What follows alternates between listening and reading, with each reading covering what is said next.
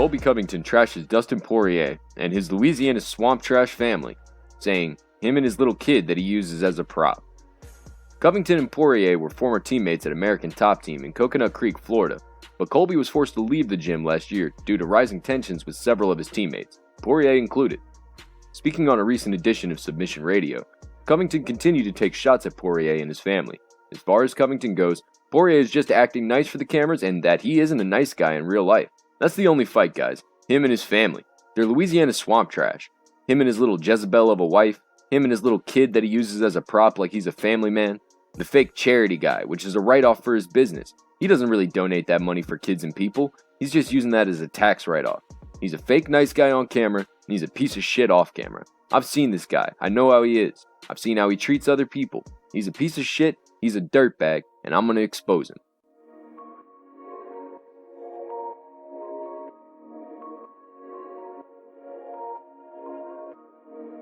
Nate Diaz seems to be looking to get back into the octagon before 2022. After recent back and forths with his old foes in Conor McGregor and Gilbert Burns, Diaz has shown interest in the surging Vicente Luque. On Monday, the Stockton, California native shared even further openness toward the matchup. Nate Diaz responded, "So let's fight," to a recent video posted on Twitter of Luque's calling out Nate during a press conference. Vicente Luque has been on an absolute tear in recent years, with only a single defeat separating a would-be 11-fight winning streak. Of the 10 victories he's achieved in his past 11 fights, Luque has finished 9 of them, 6 knockouts, 3 submissions. Stephen Wonderboy Thompson managed to stifle the 29-year-old at UFC 244 in 2019. Since then, he's put together a 4-fight streak, with the most recent win being his biggest at UFC 265, a first-round submission via Darce choke against Michael Chiesa. Nate Diaz, on the other hand, fought Leon Edwards at UFC 263 in June. Prior to Thompson, Edwards was the last man to defeat Luque. In their 5-round non-title affair, Edwards battled his way to a unanimous decision victory that dropped Diaz to 1-3 in his last 4 outings. His prior loss coming at the same event where Luque lost to Thompson when taking on Jorge Masvidal for the BMF belt. Nate Diaz last had his hand raised at UFC 241 in August 2019 with a unanimous decision over Anthony Pettis.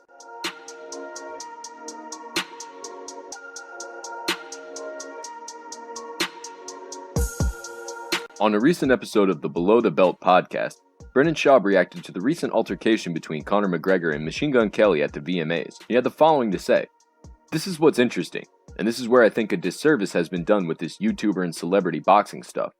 Do you guys have any idea what Conor McGregor would do to Machine Gun Kelly? I heard people saying MGK is 6'6". Dude, I don't care if he's 8 feet fucking tall. Do you have any idea what a professional fighter would do to your average bro? You have any clue?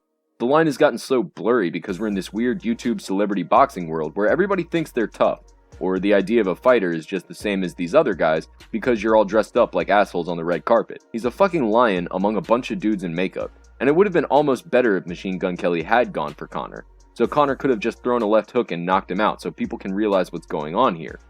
The Joe Schilling thing should have been an eye-opening experience for these trolls, and instead of saying that it is kind of a bad idea to talk shit to these professional fighters, instead everyone's like, oh, Joe Schilling is a bully. But it's like, dude, like I can tell you, play stupid games, win stupid prizes.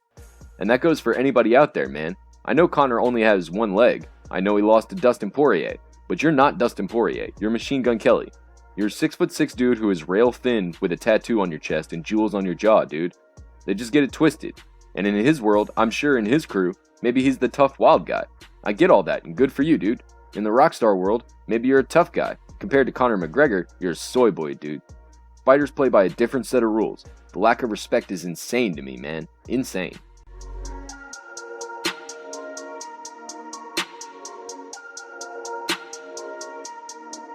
UFC lightweight title contender Michael Chandler says he's ready for violence against divisional rival Justin Gaethje at UFC 268.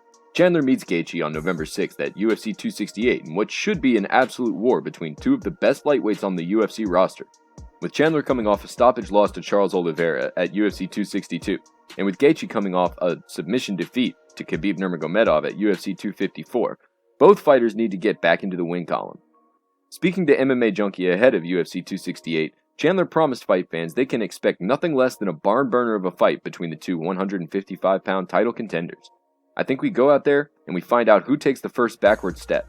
We get into a brawl and we have a blast. I'm going to come forward. I'm going to get in Gaethje's face. I'm going to take the center of the octagon. I'm ready for violence. I'm ready for bloodshed. And I'm ready for action to give the fans at home a phenomenal show. So Gaethje should pack a lunch, show up, eat hearty, because we've got some work to do. With Chandler and Gaethje both ranked in the top 5 of the UFC lightweight division, the winner of this fight will be in prime position to compete for the belt in 2022.